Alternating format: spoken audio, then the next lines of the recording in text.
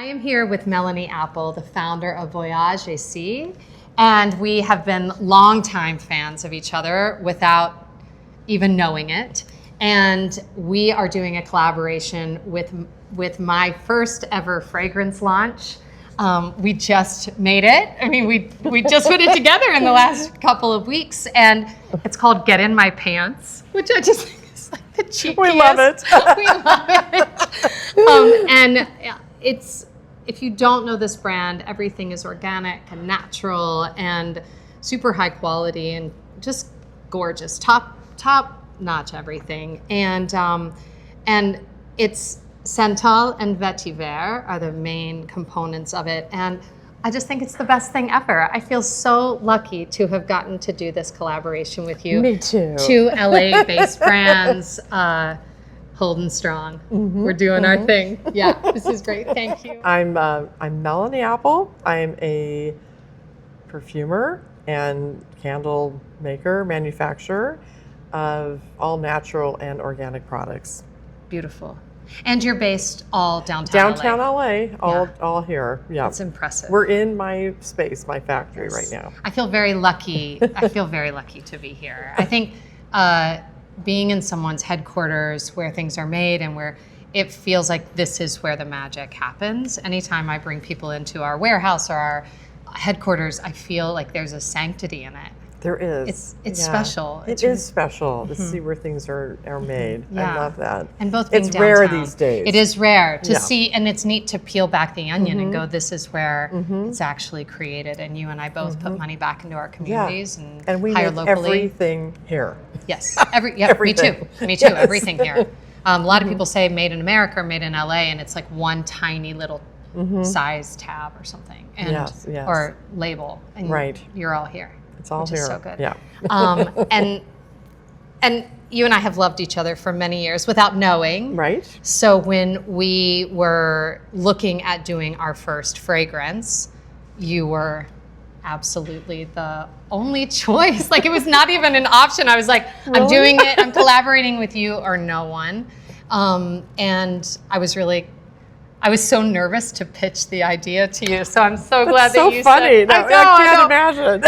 And it was neat to come up with the scent because you're just such a pro. You've done it for so long that as soon as you liked something, I was like, oh, this is. If I was drawn to it and then you liked it, I was like, it's a success. Well, we have that in common because you know how things fit and you know how to make a woman look good, right? And I know how to make someone smell good. Yeah, that's it. We're good at that. I was thinking like this, when I came up with questions for this interview, how do you make something as intangible as like a place or an identity or into a scent?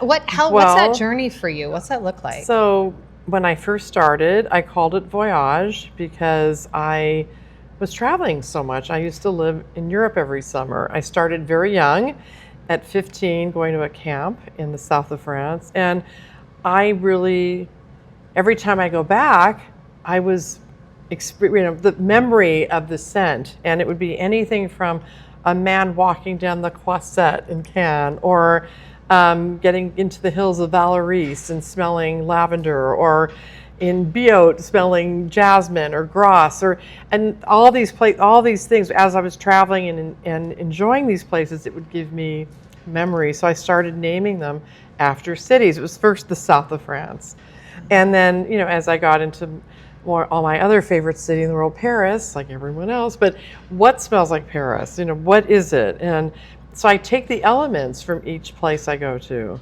I don't just name them. A lot of people do that now. I actually pick the elements from each place. And so it's not that hard recreating. If you're laying in a bedroom in Capri and the window's open, what do you smell? You're smelling blossoms and I don't know, and Negronis and whatever it is that reminds you of that place. So that's kind of what happened. So I brought that back. Yeah. The thing with your scents is that they are the opposite of one note. They are so complex. So even let's say our scent is Santal and Vetiver. You said how many? There's a million scents within even the scent that you have. Oh yeah. It's because it's in perfume making. It's called an accord. So when you get your first base, it's like chicken stock. That's what we learned in perfume school. Chicken stock. You have your carrot, your onion, your whatever. So it's the same thing. You get like vetiver is an actual essential oil. It's the middle note of this fragrance, but it is from Haiti. It looks like grass, looks like catnip. Yeah. And I love it on its own, actually, just by itself. Diffusing it is stunning. It's just a stunning, grounding, almost lemony scent. And then that's a good base note for me for my fragrance. I use a lot of it in a lot of fragrances. So this one's predominantly it, but then what we do to it, adding things to, make it enhanced or dirtier or sweeter or whatever. You can do all sorts of things, but once I get that accord, then I can add more to it or subtract but that's kind of like everyone has their own chicken stock, or their own. It's so rad. Gravy or whatever. That's kind of what it is in perfume making. It's neat. It's much more complex than I ever thought. So it was a lesson when you taught us how to do this. Yes, I was blown away. I often talk about how like clothing is armor, and about how my job is to make women feel a certain way when they wear my clothes. And I think so often this idea of beauty and fashion, you just live at the surface and a lot. Have you found that helping women find their sense or something, has it deepened your relationships, or are you surprised with how deep up scent is to someone? Yes, it's a little bit different. With clothing, you make it and you see someone walk, you can see people wearing it, right? Yeah. I can't really see it. Sometimes I'll be somewhere and I can smell my fragrance on someone. I'm like, oh, but it's such a personal thing. I happen to love everything. Like, some people love citrus and people hate citrus. I never can believe people hate citrus, but I actually know someone who does. And, but I love everything. So that's the big problem for me. I have too much, probably. I have 74 fragrances. That's a lot. Oh, it's so and good. Why do I have them? Because I fall in love and freak out every time I have a new one. I'm always changing them. I just changed a lilac that was like, and I made it great. And now we're all walking around like, oh, it's so good. So that's the thing. So I don't know. And I shouldn't say I don't care, but I do it for myself. Yeah, because and if people like it, good. If they don't, sorry. I mean, but that's what what creation is. Yes, and it is. Anybody, I remember I read A Creative Act by Rick Rubin, and he talks about the art is in the making. The art is for the artist. It is. It's like we do it, and this was a hobby, and it turned into a business. So I didn't know what I was doing. Yeah, me too. We're building the plane as we fly it. I feel like both of us are we've built the plane. I was in your business, and I was taking perfume classes on the side, having fun. I made a candle to give away to the buyers. Then they started buying them, and then it became a business. So it's just, and now I just love it. I mean, and it just got into everything. And I wanted to be able to find a good lotion or a soap, and if you love a certain scent, you can have everything in it, including laundry detergent now. Yeah. So we do everything. So that's pretty much it. Because it's all encompassing. Yes, because it is part of a brand. I mean, I have a scent. Now it will be this scent all over our house and our office. Yes, exactly. Right? Yeah.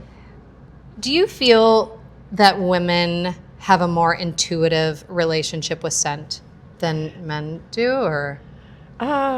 It depends, because in Europe it's different. Men are very into fragrance, and American men were not.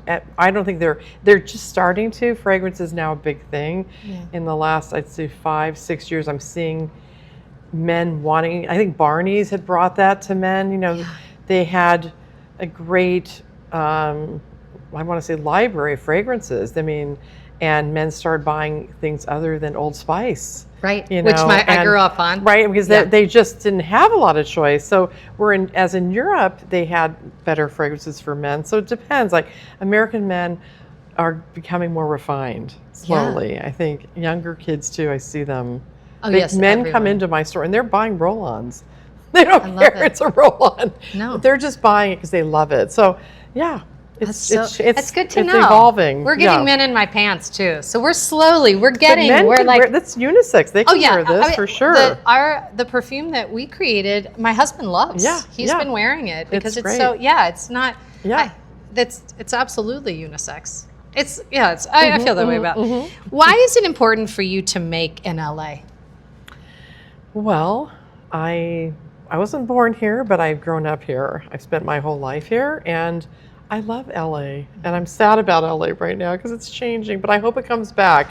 We have everything here, you know. It's like when I leave, even though I love Paris and I come home to, I love waking up and smelling like what's going on right now. It's springtime. The birds are chirping, and it smells like lavender in my garden and orange blossom and roses, and we can go hiking, and it's just, and we come down. I come down here, and I feel like I'm away from where I live. Like I feel like I'm in another city, and I have an urban life here. Then I go home to like a country life. Yeah, in the same evening. Yeah, in the same city. 30 minutes away. Where can we do? We have the hills, and we can go hiking. We can do everything. So we have every kind of cuisine in the world. We have everything and the best of everything. So I love it. I feel the same way. We have the beach. We have the mountains. We have everything. We're lucky. Yeah, that's why I want to keep putting money back into it. My last question is, I think there are a lot of downsides of owning a business. Challenges. We talk about this a lot. I feel very grateful that you and I can both sit and moan together. What do you think, as a woman in business and someone you've been in multiple fields, like, what do you think the most rewarding thing about that Voyage has given you? Well, I would say I love working. I love coming to work every day. I love the space. I love making things. It's never monotonous because I'm always creating something new, even if I don't put it in the line. I need to create, so I think I have to be in a place. I can't imagine just waking up and not doing anything all day. I know.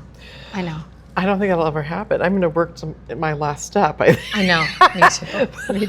Me too. I love being around people, young people. Being around the energy is really great. There's drawbacks, of course. Being a woman in business is tough.